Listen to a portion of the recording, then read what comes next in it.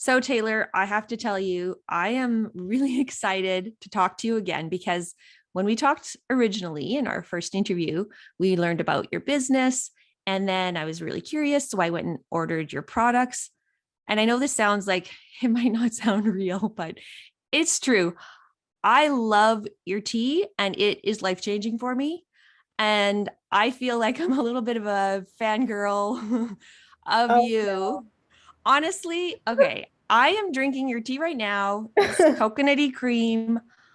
And It's a really great flavor. it's so crazy because, like, I think of you every day.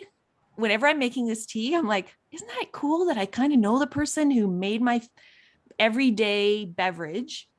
And it's got just the right caffeine and like it doesn't have side effects of other kinds of teas or coffees or whatever that I was drinking before.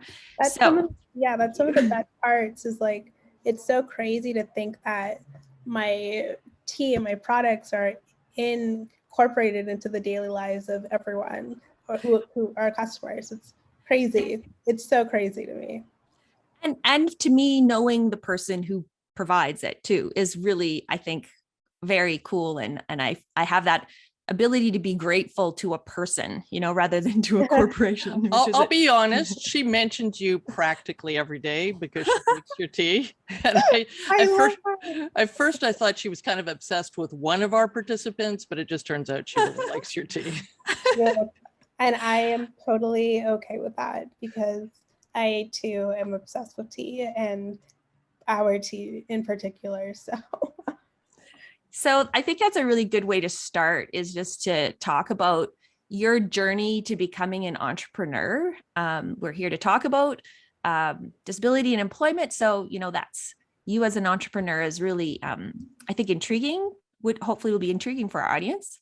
So yeah, can you tell us a little bit about how you got into the tea business? Yeah, what your journey is, whether you grew up wanting to be a tea woman. Yeah. So definitely did not grow up wanting to be a tea woman. My friends call me the local tea lady. I don't think anyone really at 5 years old is like, I want to own a tea company, but I kind of fell into it after my accident. I had my accident when I was 14 years old. And it was one of those things that I never saw coming. I was supposed to be an Olympic gymnast. And the next thing you know, I'm having an accident that leaves me paralyzed from the chest down. And I, at the time, thought I would become a sports doctor, a chiropractor, or somehow stay within the sport because that's what a lot of us do. So when that opportunity was taken away from me, I really had to reevaluate what I wanted to do, who I was separate from the sport. And that led me to going to university for radio and television arts. And when I was in school, I actually started a podcast called Tea Time with Tay. And I thought it was a perfect name for the podcast because I would sit down with a cup of tea and interview someone, because in my home, the best conversations happen over a cup of tea. So it just kind of felt like the right thing to do. And when I was seeking a sponsor for my podcast, I reached out to David's Tea and I never heard back from them. And it was like heart-wrenching because I was obsessed with them. I spent thousands of dollars with them every single year. And I didn't hear anything back. So instead of letting that get me down, I just decided to start oh, sorry. That is my Ring doorbell. My phone is now on mute. Instead of getting down about it, I decided, this is my opportunity to do something for myself. And after about a year and a half of research and work, I launched Cup of Tay Luxury Loose Leaf Teas, and we've been in business for, it'll be 3 years in November. So I'm intrigued. So there are two questions that just immediately come to mind. Was how did you go from being someone who was aimed at the Olympics and being a nationally ranked athlete to someone who wanted to go into broadcasting? And then I have another question but let's just start there. I totally attribute that to having great teachers. So I spent 19 months in rehab, and when I transitioned back to my high school, I kind of was, I wouldn't say lost, but just had so many different thoughts and now new options for my life. And I just didn't really know how to pinpoint it down. And one of the things I've always known that I like to do is talk. I'm a huge talker, and probably to the point of being annoying if you ask the people in my in my life, but one of my teachers recognized that as being someone who might do well in media. And it just kind of clicked when I heard someone else say it, because I am that person who grew up watching a lot of TV. I am an only child, so that was a really big form of entertainment for me as a child. And I just have always loved TV reporting. I thought I would be an entertainment reporter specifically because I love watching red carpets and the Grammys and the Oscars and all of those things. And it just seemed like the perfect fit. And he had suggested a program called Radio and Television Arts at Ryerson. He had told me it was really hard to get into, so I'd have to work hard in high school to do morning announcements, be a part of student council. By my last year, I was actually student council president. So all of these things helped to prepare me for my university journey. When you went to Ryerson, can you tell me a little bit about that? Was that a good experience? I mean, I think university, sometimes you take a degree and obviously you've not ended up exactly where you thought. I think that happens to many people, but I'm intrigued as you arrive in a wheelchair. And what was that like to think that you were going to be a reporter? And I'd just like to hear a bit more about that. It was a little bit daunting because when you look at reporters online or on TV, I've never seen anybody, at least at the time, in a chair. And so I'm like, okay, am I going to be the first? Is there room for me? Is there people going to want to hire me? But really quickly, I loved the program so much because I think of the people. Once again, the people really made it an enjoyable experience for me. The work was so hard, so much harder than I ever thought. But I was really supported, and the campus, for the most part, was fairly accessible. I did have to get my mom. She was always been a champion for me, but she made them make a bathroom wheelchair accessible for me in my building, because I had a brand new building that I was a part of, but they didn't have a proper accessible bathroom. And she made them install a Hoyer lift, a pull-out bed from the side. So it just really was one of those things that has helped people beyond my years. But yeah, I really did have an enjoyable university experience. That's really positive to hear that. Also, the way you put it, that you set things up for future students. So you were a bit of a groundbreaker or a pioneer in the sense of needing accommodations, but now it's there going forward for others. But coming back to the sort of role of your support network in terms of your business. So tell us about sort of your staff and some of your challenges that you might have had in setting up that business, and how you handled that. So not coming from my business background, I had a very large uphill battle to climb for myself, because everything I learned was self-taught. I attribute Google and YouTube to really helping me figure things out, literally typing in how to sell tea legally in Canada, how to source products, how to manufacture accessories, things like that. Luckily, we live in an information age, but it probably would have come easier if I went to school for business. But beyond that, my family was extremely supportive of the idea. I don't know if anyone really thought I was really going to go through with it until products just kind of started showing up at the house. And I would show up to my typical wine nights with my friends, and I'd be like, hey guys, like, do you want to try this tea? They're like, where did this come from? Like, I made it, or I sourced it. And they were just kind of like, oh, you're really doing this. And I was really confident in what I was doing, but I think as things came to fruition, people were really excited about the idea, but I think a little bit skeptical at first, which is fine, because I mean, who starts a tea company? It's quite a bizarre, I'm intrigued. journey.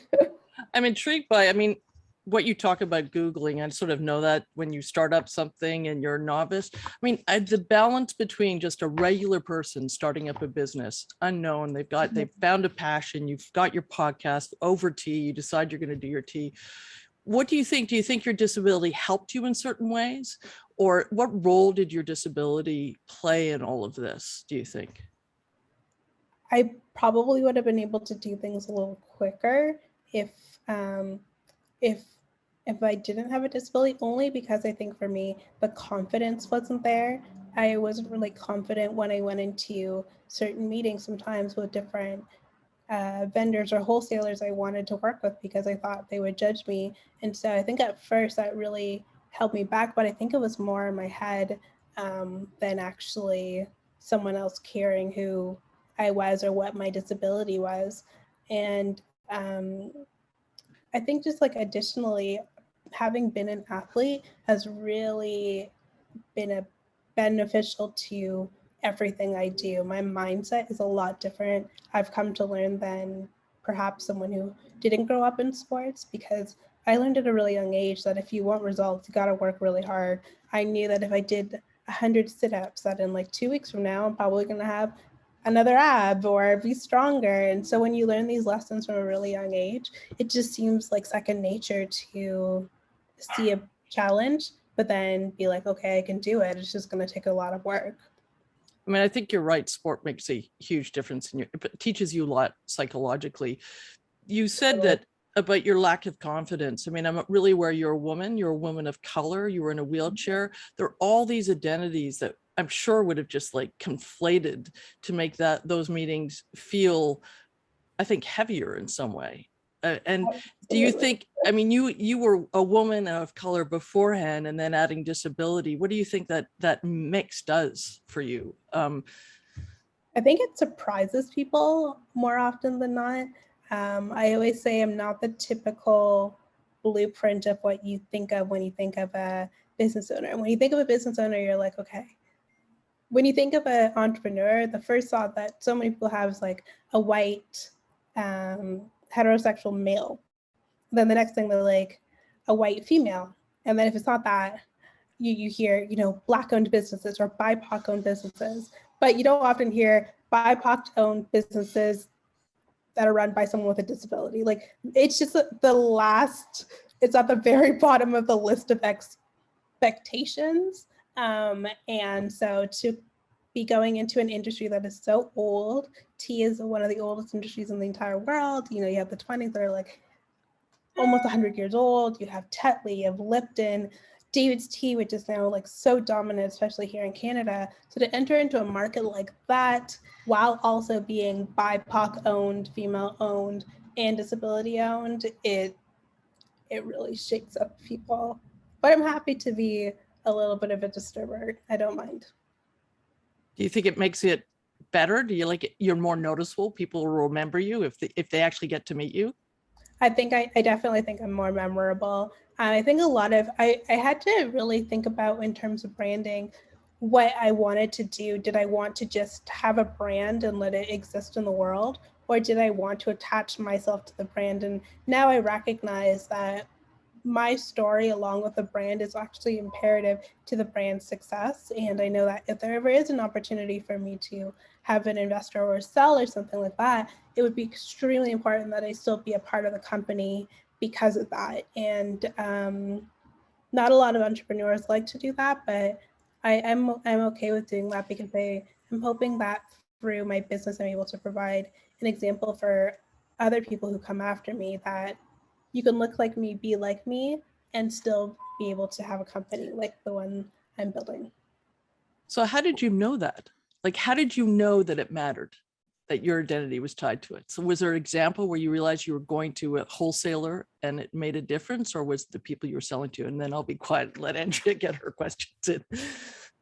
I think I knew that because I grew up in a sport of gymnastics, where I know now when you think of gymnastics, you think of Simone Biles, you think of Gabby Douglas, you think of, these really incredible athletes. But 13 years ago, I was the only Black girl in my entire gym club. I didn't, when my coaches would talk about, because, Black bodies are a little bit different in the sport. We tend to be a little bit more powerful. We have just different muscle mass makeup and whatever. And so when my coaches would try to explain to me who I would resemble, they would talk about, oh, Diana dos Santos from Brazil, or this person from this other part of the world, but no one who was in my own country. And so when you grow up always feeling a little bit different, it makes you feel like I see the importance now in representation, because I look at the sport that I used to love and see how these amazing Black athletes are dominating. And I'm like, if I had that as a child, I'm like, I want to get back in the sport now. And obviously I can't, but I feel like more excited and inspired to watch it because they are these examples. So when I'm thinking of myself in business, I'm like, maybe if I am that example for someone, then they'll be excited to want to try too. So it didn't necessarily have to do with my conversations with vendors, but just through my own life experiences and what I hope to leave as an impact. I'm wondering about your social media. You're a social media guru, and you've talked about that being a real asset for you. Tell us about how you use social media as a person with a disability who might also be able to use that as a bit of a platform, but also for your business. Before I had my business, I had done a little bit of micro influencing on my own personal page, as well as I have a poetry page that has like, I think 26,000 followers. So I had a little bit of experience with growing Instagram accounts and the power of social media and how that works and what tends to trend and what doesn't. I think also being a millennial is kind of ingrained into us on how to do these things. I think each generation becomes a little bit more attached to the hip with their phone and social media. So I think that definitely worked in my favor. So when I started the brand, I knew that in order for it to grow and the awareness to be where I needed it to be, I had to create products that were really photo friendly, create things around the brand that were very easily shareable. For instance, I call our family the Happy Steeper family, and I want people to feel as though that they're part of like our decisions. Sometimes when I'm about to create a new product, I'll put pictures up and I'll be like, hey, do you like this color or this color? What tea flavors do you want to see next? And really get and create a community, because you don't necessarily need to have 1 million followers to make $1 million. You could have 200 followers, but if they are extremely loyal and excited about the brand, then you'll be able to create your own community in your own lane and do really well. And I think we've been able to do that quite successfully. You were recognized by Oprah through your social media. How did that happen? I honestly, to this day, I still don't know. It's so trippy to me. It happened because they found me online and they fell in love, like I said, with our Instagram. They said the products look great, and then they just wanted to try. So we sent one of everything. The email came in a very simple email that I know the story goes, which many people know now, but I actually deleted the email because I thought it was fake. And then decided to take it out of the trash when I couldn't get my mind off of it. And it ended up being very real. And so they found me online. I sent the products. The team loved it. And after a few weeks, we were sending it to Gayle King and Oprah's homes. So it was an extremely surreal experience. And to have her stamp of approval has opened up so many doors for us in terms of getting into Indigo, and we're on the Hudson Place Marketplace, and speaking engagements, the growth of my business, the awareness of my business. It's like winning a Nobel Peace Prize. It's like life-changing. So it's really boomed your business. It has, yeah. It's given me the opportunity to do so many things I never thought. One of those big things being I'm opening up a store in the fall. So I never thought we'd be in a position to be able to do so before the Oprah effect. That's a good way of putting it, the Oprah effect. I'm sure she'd like that term as well. Yeah, it's very real. So with your social media abilities and your business success, you're also involved in some committee work, and you must be incredibly busy. How is that work? Again, something that you're creating or contributing to. Tell us a little bit about that sort of work you're doing on behalf of the disability community. I've taken on, one of the things I'd never do is really stop.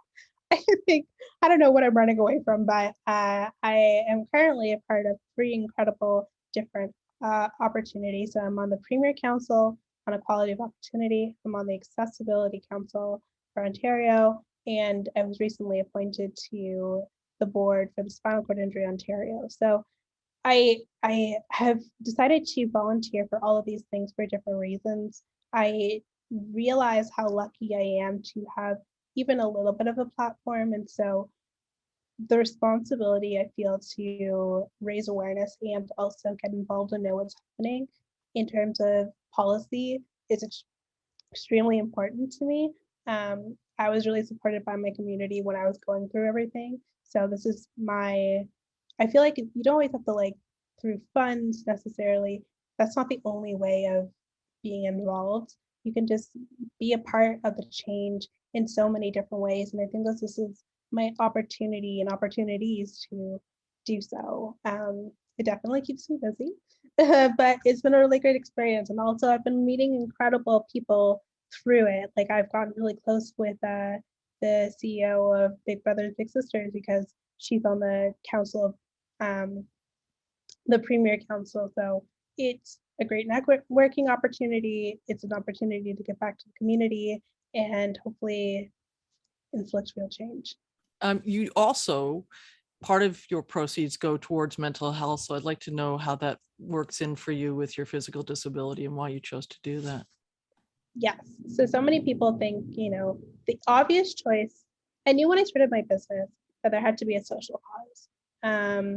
I think social causes are extremely important and something that a lot of people actually seek out in terms of the business aspect. It's something people seek out when you are looking to shop these days. You want to think that your dollar is going to something more than just consumerism. And so I knew that was important, but I had to really think to myself, what cause would be the most important to me? And the obvious choice would have been spinal cord injury awareness.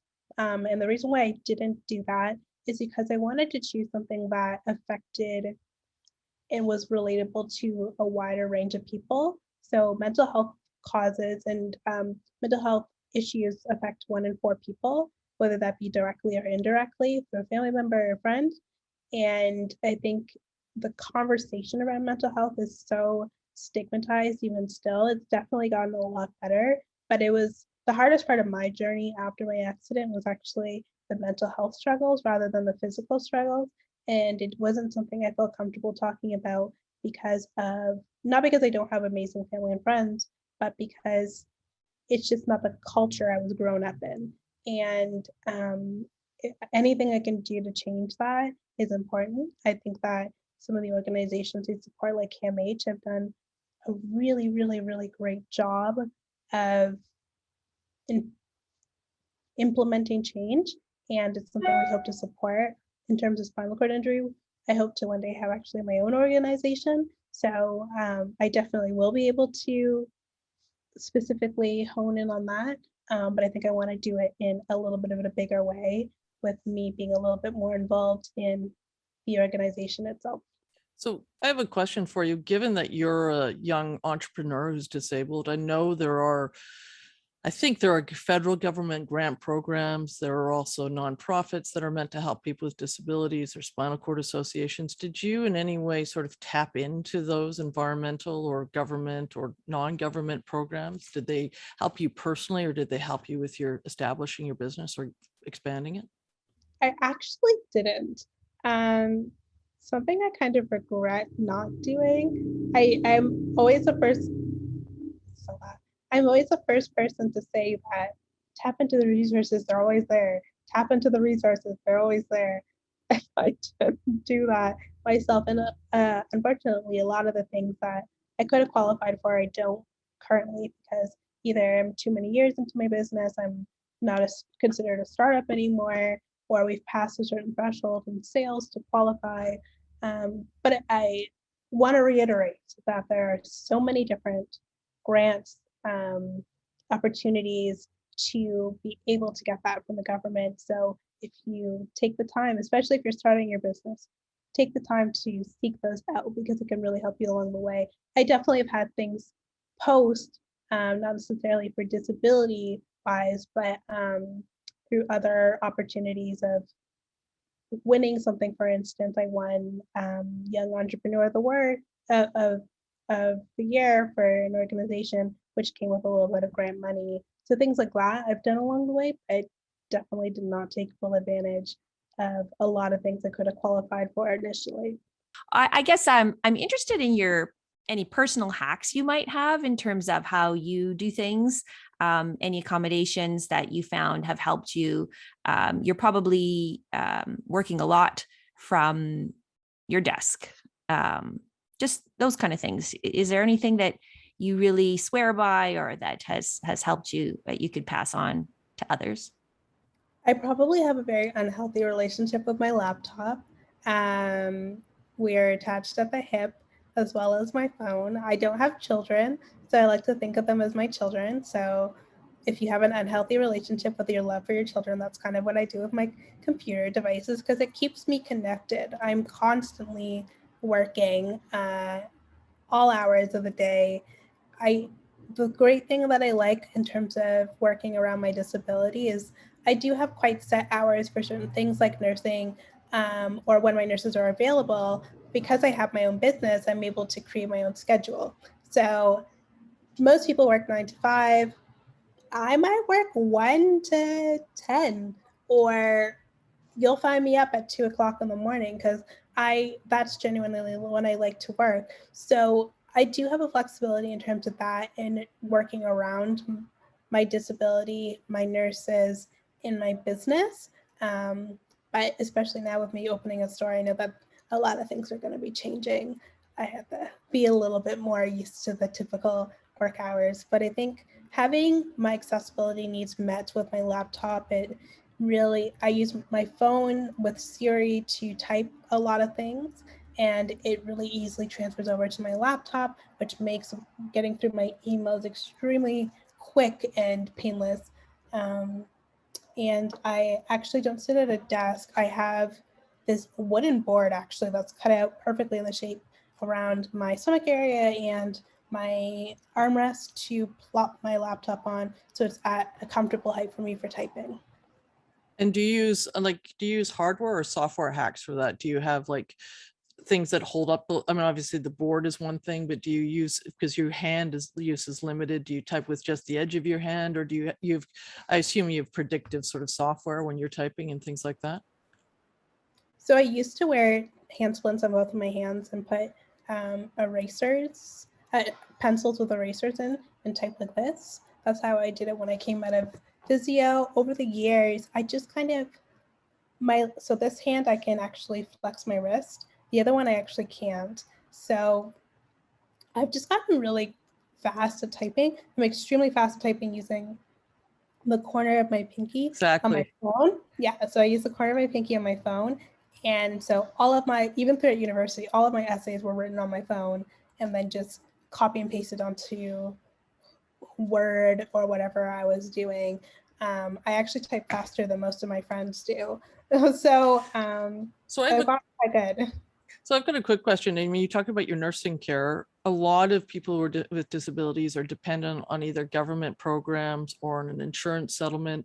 I use actually a government program on which I get to hire my own individuals, but I'm wondering, how do you do it? Because this is often a big deal for people who need to get out in the workplace or build a business. I have a combination of a little bit of out of pocket paying for my own individual people, as well as my mom's insurance. My mom worked for the city for 25 years. So she was actually, when she left the city, she was grandfathered into an incredible insurance plan that is not, I believe, readily available nowadays. She actually had the option to continue working for a few more years and lose a lot of that, like a lot of the things that came with her insurance, or stop several years early, take a little bit less of a pension, but get the full benefits. So that's what she decided to do. So she actually got penalized with her pension in order to have better healthcare for me. So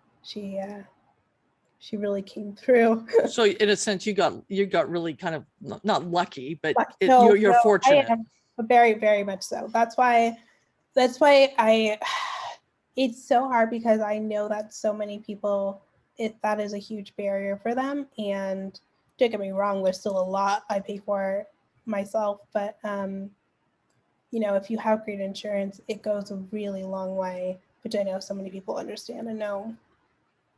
I'm glad you say it, because I'm not sure many people who are able-bodied will understand that barrier. And what I think in Canada in particular, we all presume because acute healthcare is provided for through our taxes, that when you become disabled, that they sort of presume that that continues if you are hurt and you have prolonged illness or disability, and in fact that stops and does become a barrier. So the fact that you have a solution, I think does matter, and I think it's really important for our people to know that, right? I tell people that all the time. I actually had a friend who had right out of university, had two incredible offers. I'm talking like 80,000 plus a year straight out of university for two different jobs. And my mom, she was like, what's their insurance like?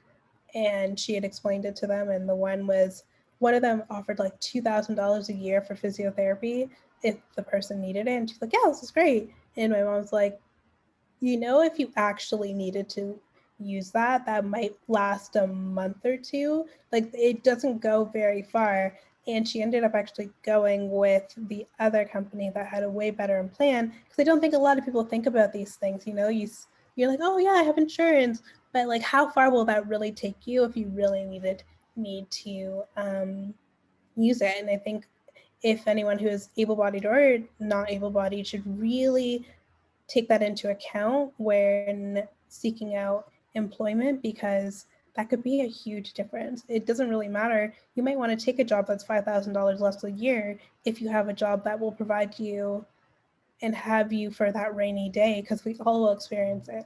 We all are going to get sick at some point or deal with something where you need time off or you need to see a doctor. You know what I mean? It's going to happen. Anyone who thinks it's not going to happen, I don't know what parallel universe you're living in, but we are human and we are not here permanently. So, and we're fragile, right? And things happen. So my big burning question out of that is, you've chosen a route that doesn't give you a plan, right? So you've chosen, most people would have said to me or said to you, Taylor, get a job that has a good plan, just stick to it. It may be boring, but you'll be safe, right? Because you have a disability. So why didn't you go off and go into a media company with its set benefits? And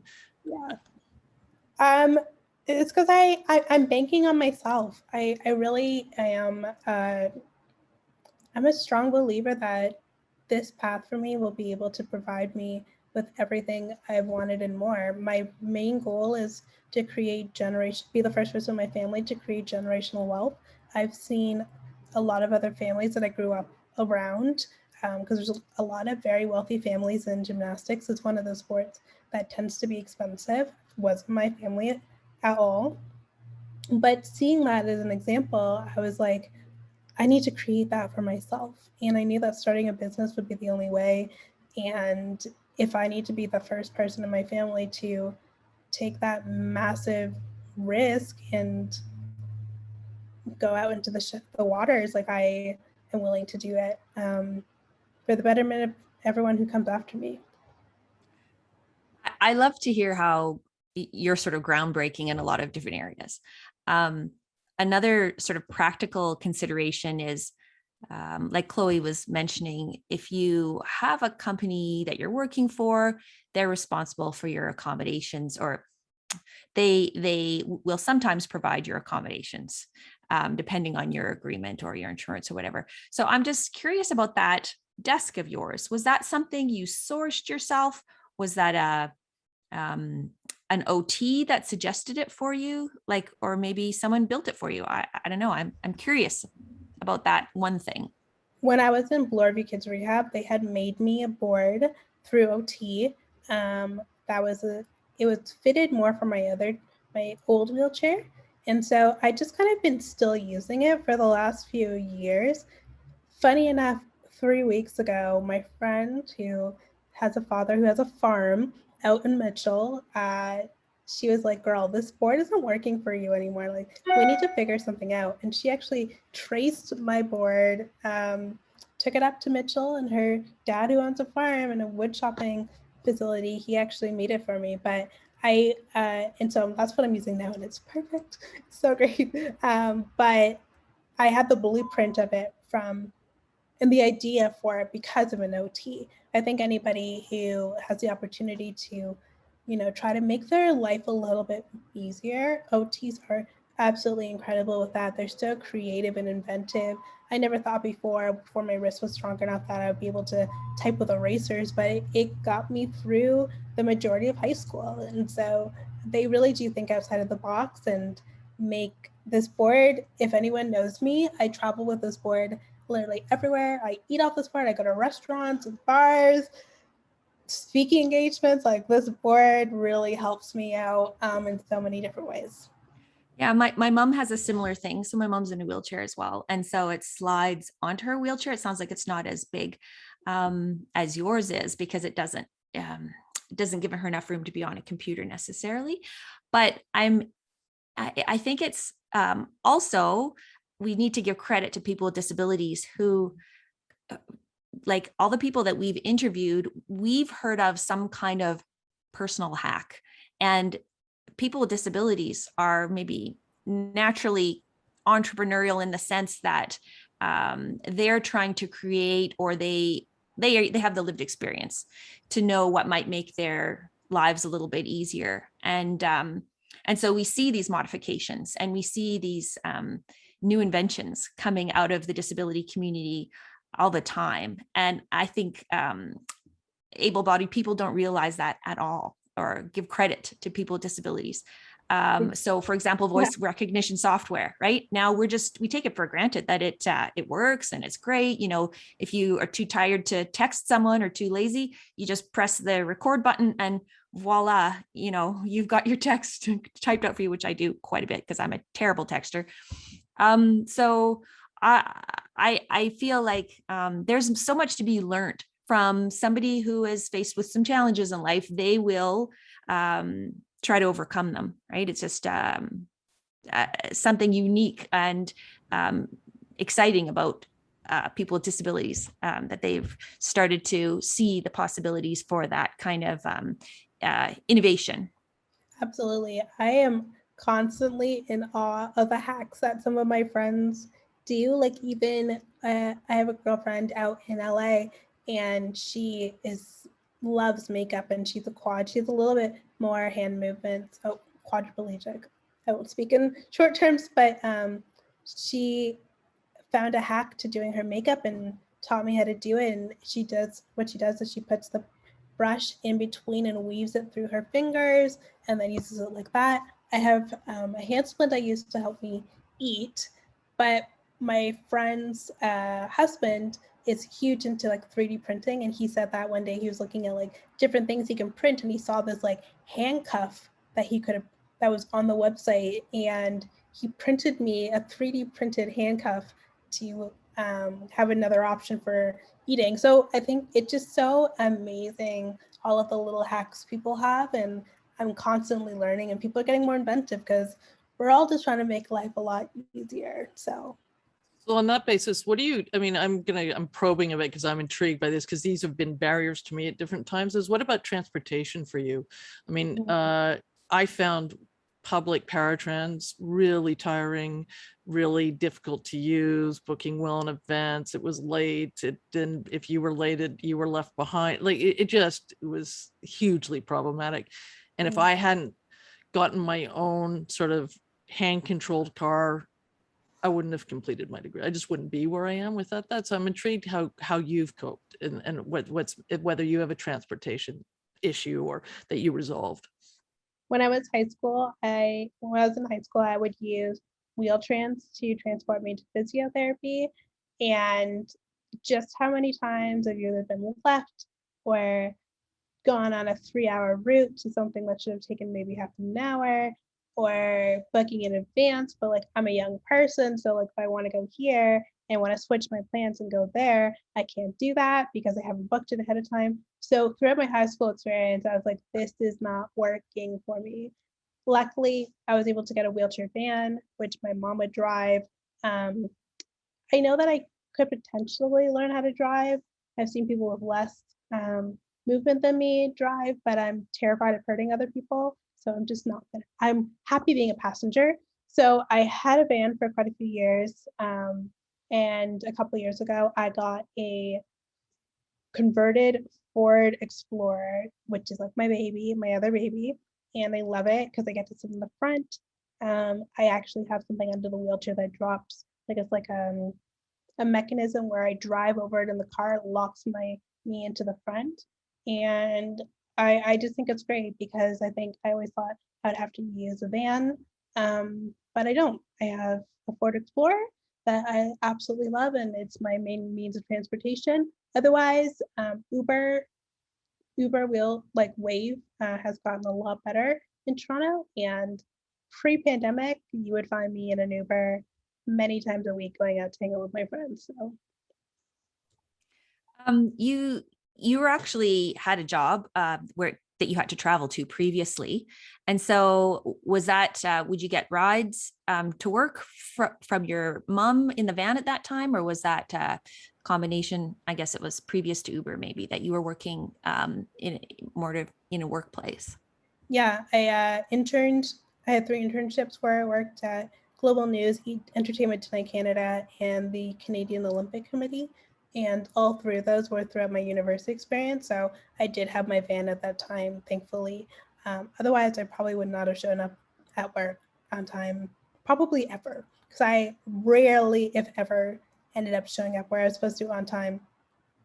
And that's kind of a easy accommodation, though, that time at work that we've now learned through the pandemic can be done in a number of different places, whether it's at home in your bedroom where I am, or in a coffee shop. My daughter loves going to the coffee shop to get her work done because she can't focus at home. So that idea of the place of work, the workplace, it's what we call it. You've had both experiences, and for people with disabilities, having that flexibility does make all the difference, and it now is an easy thing to accommodate. So how do you think things might evolve, or what's your sense about how has your different experiences influenced even your choices that you've made in life? I think that the pandemic has shown us, like you said, that so many people can do a lot of their work at home. And I think it's going to inspire a lot of people with disabilities who might not have wanted to enter the workforce or employers who might have had a bias against people who spend a lot of time at home, to be open to hiring more people with disabilities. Because if we are set up in our home environment with like all of our accommodations that are already here, we're able to do the work. If you have a lot of accommodations that you can't set up in a workplace, or if you have like a drag in naturally speaking and you don't want to be speaking out loud in a workplace, this provides you the opportunity to do it from home and be able to create a living for yourself. And I think it's going to really help in terms of me. Like, I've even seen opportunities where I've been asked to do speaking engagements in the past, but they would be like 3 hours out of town. And I'm like, I don't know if I can do that with working with my schedule, with my nursing, but being able to do speaking engagements through Zoom and still be able to touch people and have that same effect has actually really expanded my speaking when I thought that I would not get hired to do any for the last year and a half, but I've been busier than ever. So one of the things I've been thinking, really, I'm someone who needs that accommodation, that flexibility of not always being at work, and it's been denied to me in the past, and I'm really hoping the pandemic has changed that. But one of the things, the subtle things I've heard from, and I was actually talking to somebody who's responsible for diversity employment opportunities in a large IT firm, and I've heard this actually from other disabled people, that with remote working, then workplaces don't have to be made accessible. They don't have to go to the bother of doing it, but you still can get employed. And I do see the advantage of that, but I also sort of cringe and think, no, I want the world more accessible. I want everywhere to be more accessible, because I think what Andrea said and what you commented on is that when the world has changed a bit, or universally designed, it's not just for disabilities, everybody ends up benefiting a great deal. I was wondering, in your experience, just to comment on that, and also what you did those internships, what were the best accessibility features in those jobs and what were the worst? Yeah, it like you said, it is a bit of a double-edged sword when you want people to stay home and work, but then you also want to make sure that they're following through with making sure we're accessible. If we want to turn around and work in a workplace, I don't have the answers for that, which one would be better. But you're not a sage, right? I'm not, unfortunately. But in terms of my experiences, genuinely, I think because I was working at such massive organizations like Global News and Entertainment Tonight Canada, like it's not their first rodeo. They've been around a long time, and they're owned by what, Bell Media or Rogers? I forget, one of those two. And so they were very accessible in terms of getting around. They did have one really bad service elevator that I wasn't a fan of, but I'll give them a pass on that because it was functional. But they were really accommodating to me, and they were specifically accommodating because I actually got that internship through a program that they do where they specifically seek out to hire people with disabilities for their summer internships. So that was a really big main focus of them. And that's why I enjoyed my time there so much, because I really felt like they went above and beyond to make sure I had everything I needed to succeed while not feeling isolated in a work environment. So that was really welcoming. The Canadian Olympic Committee was also in a great building. It was very accessible, and they allowed me to bring in my own aide to help me throughout the day. We're really understanding. I remember I had one day where I had like a little bit of, bathroom issues, and I actually had to be like, I need to go home, and they were extremely understanding. So I think I got really lucky. What about as an entrepreneur, do you do most stuff remotely, or do you have to go out and meet people? And are there businesses accessible, like warehouses? Do you have to go to warehouses and look at stuff that you're importing in, or do you get somebody else to do that work for you? Or did you? I'm sure maybe you get other people to do it now that you're getting bigger, but. Yeah, I've definitely had people pick up stuff for me. And I do a lot of my work through Zoom, actually, meetings through Zoom, sometimes even looking at certain products through Zoom. I think the store is going to be a really great opportunity to have more of those in-person meetings.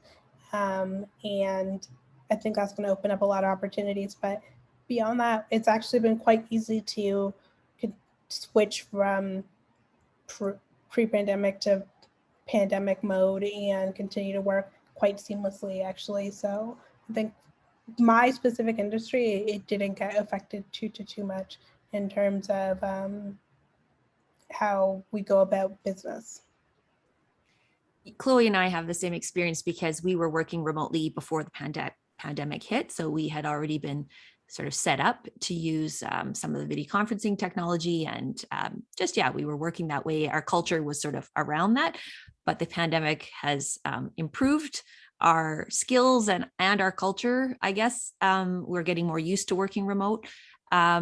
So that's a positive for us too. And the fact that everybody else that we need to work with is also comfortable with. Originally, this whole project was meant to be face-to-face interviews, the Proud project. So that was quite a big change for us. So seeing as we're kind of talking about the pandemic and possibly whether things will improve, what other things do you think, positive or negative, will be in store for people with disabilities in the future? Being on these different committees, you must have some insights potentially about some changes that the government might be making, or things that are being talked about in your circles. One of the things that's being talked about is, I know that there is like a certain cap for how much people can make, and in order to qualify for certain programs or nursing and things like that. So that's a big discussion we're having, because we feel like it almost encourages people to not want to work, because why would you work to lose some of your benefits? You know what I mean? It makes absolutely no sense.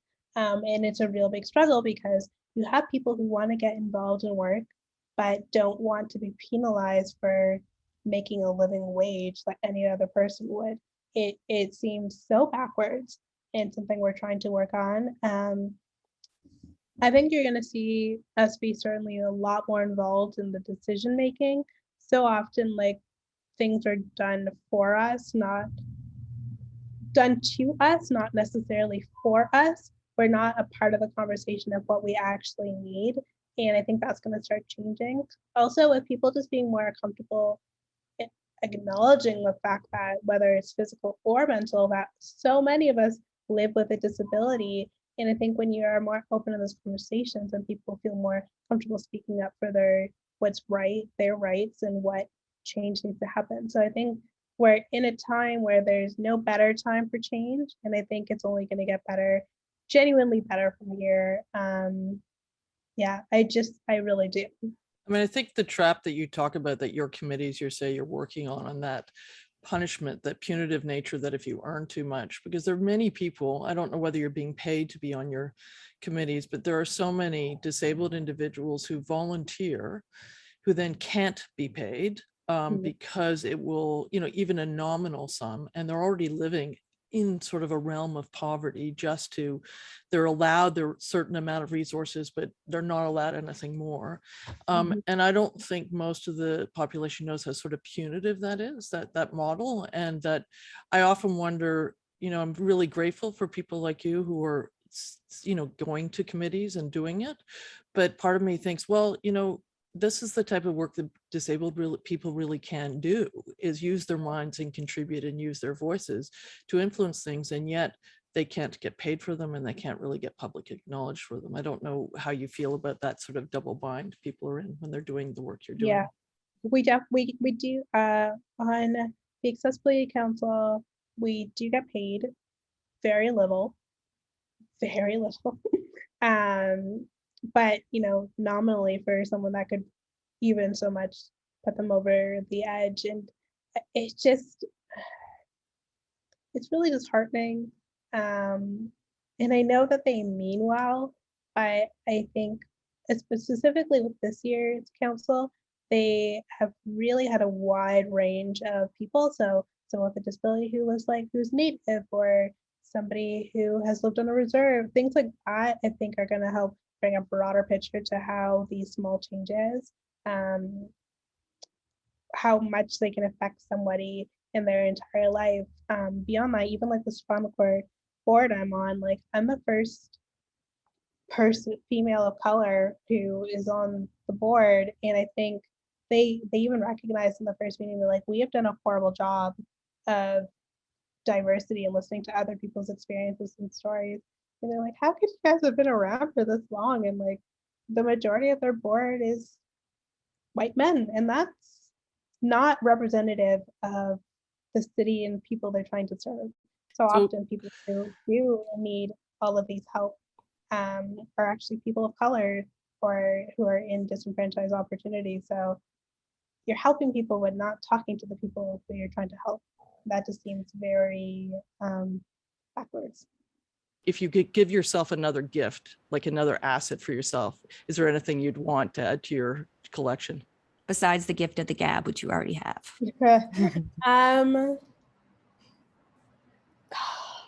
The gift of giving myself as much grace as I do to the people around me. I am so incredibly hard on myself. It's ridiculous.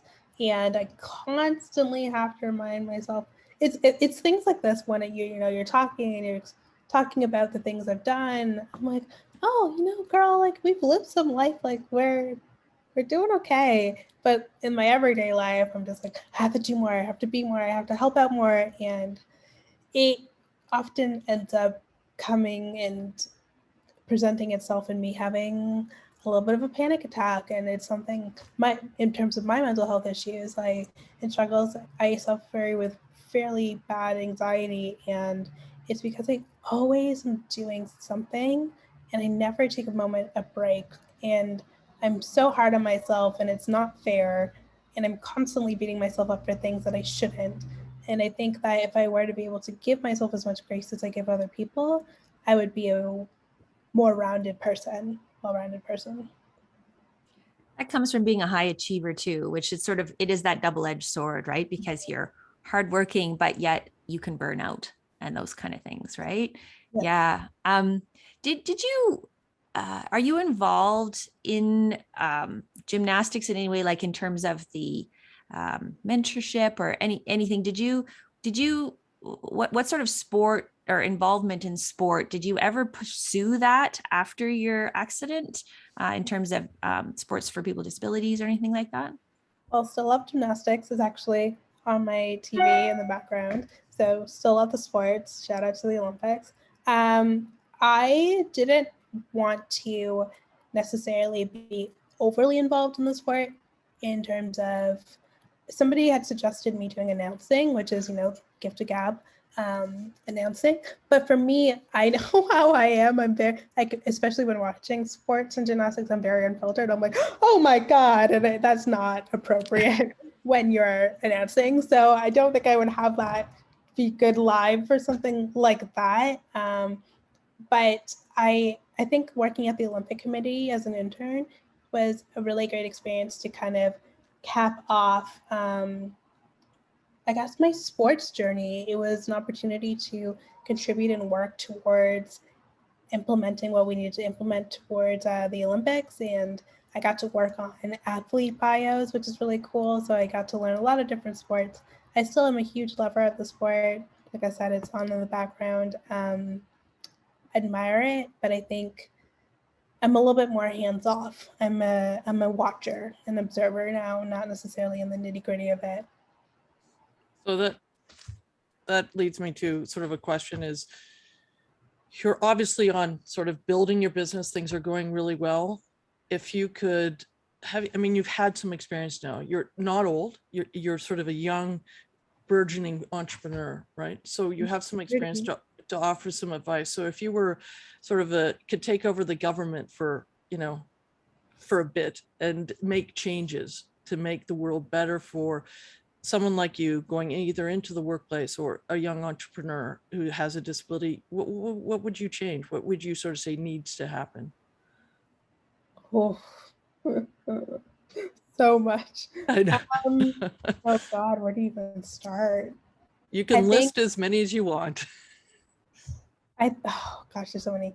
The basics is keeping the workplaces accessible, truly accessible. That doesn't mean just having a button on a door. It also means making sure that they have access to a caregiver who might need to be with them all day, making sure that all spaces within the office are accessible, having an accessible washroom, but not having a accessible desk that's the right height. All of these things that they don't really think about are so important.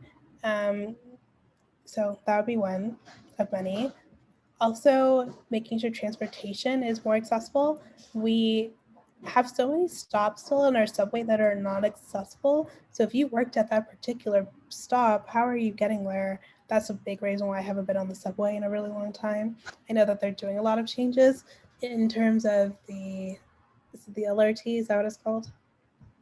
But there's still quite a few stops on the subway that I haven't been to since before my accident. And that's a problem because I've been injured for 13 years. And in 13 years, you'd expect them to do better because transportation is a huge barrier. And then beyond that, just education from the people who actually are going through it. Like I said, so often decisions are made for us without us being consulted. Do you think on that basis there should be, like you were talking about the punitive of sort of limits on income? Do you think the Scandinavian countries just give a disability pension and then it's just given if you have a disability? Do you think we should go to something like that, or do you think we should just modify what we have now? That's really interesting. I've actually never heard of that. Sounds really great, actually. I think that would be cool. I don't know if we'd ever be able to get that to pass over here. But I think just also looking at and understanding how much our lives cost, especially post going into your retirement years. I don't think that a lot of people have that much money set aside, and we don't necessarily have as much money to continue to save up towards that retirement stage, because you're paying people for nursing, you're paying something for that. So if there was some kind of a little bit of a boost or a bonus in order to be able to cover those costs for your entire rest of your life would be important. I sadly actually haven't really thought much about what my retirement would look like. And now I'm thinking, I'm like, how long am I going to have to work? And that makes a lot of sense too, because if you think about it, we talked about how disability is almost a universal experience. At some point in your life, we'll all experience it. For the majority of people, they experience it as they age. And then once you get there, you're like, oh, this is what it's like. Why didn't I make sure there were ramps so that now that I have some mobility issues, I'm able to get into my doctor's office, so you don't necessarily, it doesn't click until you are experiencing it. You're in the shoes of that person who needs that accommodation. And so it's great to have someone like you who is young and has the energy and the insight and the ability to advocate for all those other people who will need it someday.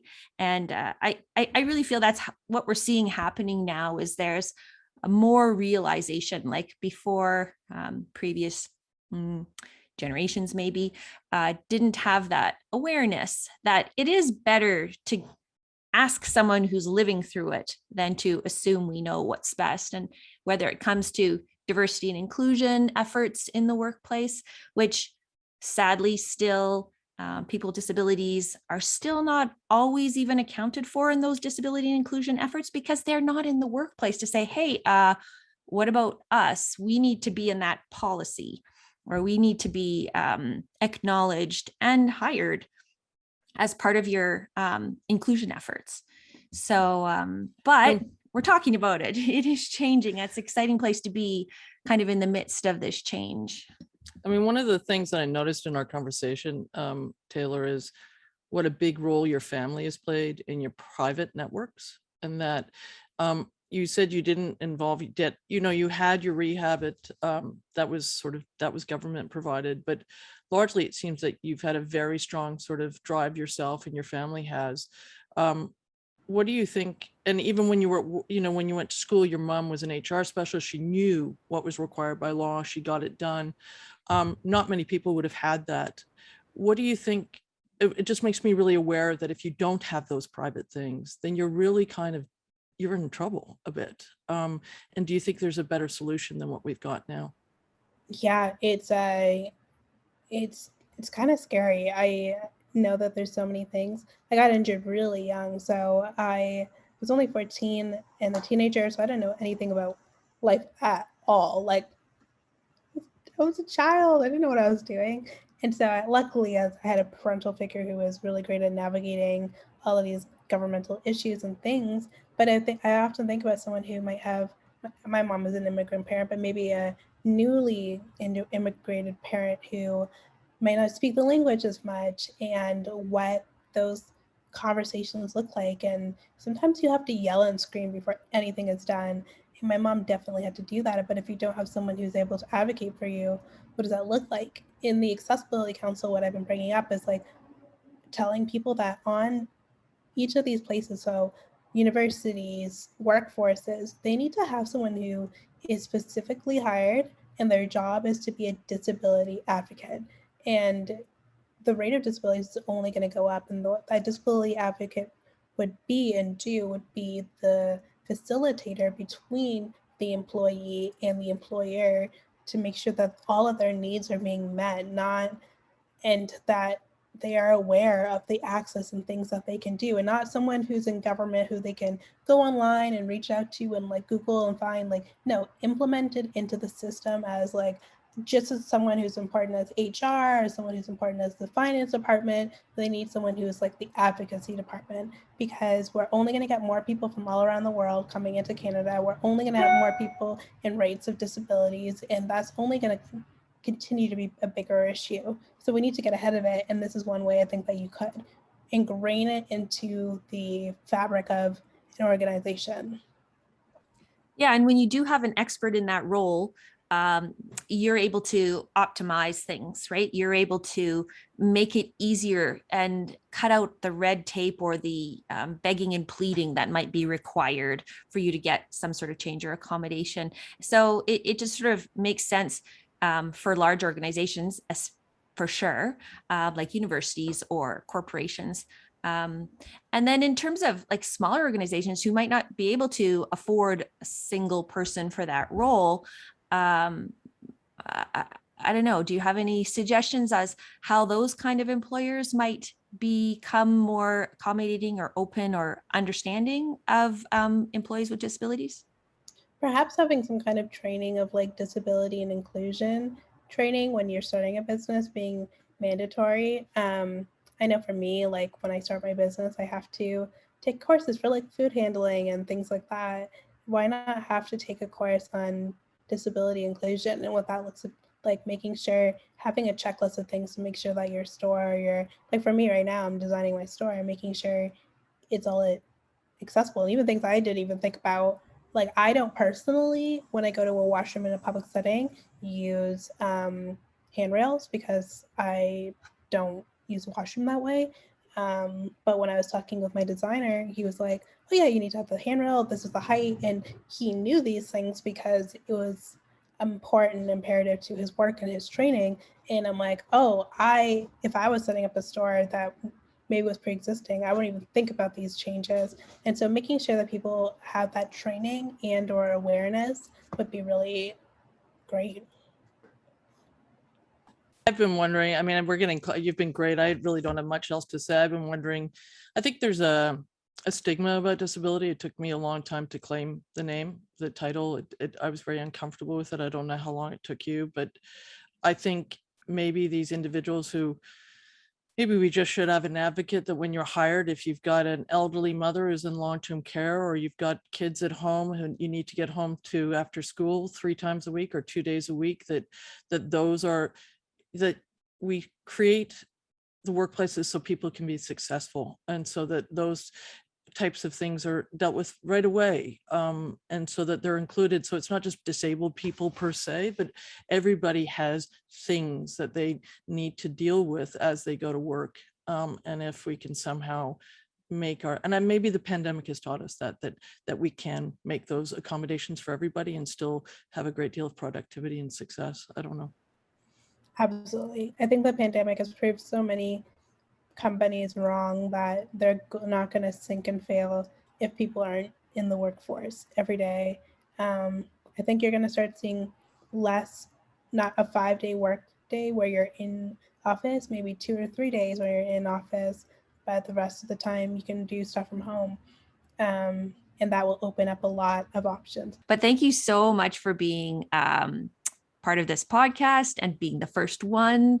So it's really been helpful for us knowing that you are a podcaster and you're used to this mode of communication. Yeah, it helped. So, it made me feel a bit more at ease that you at least had been in front of the microphone before.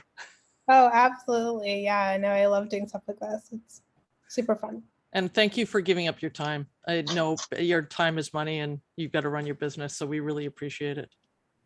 My pleasure. My pleasure.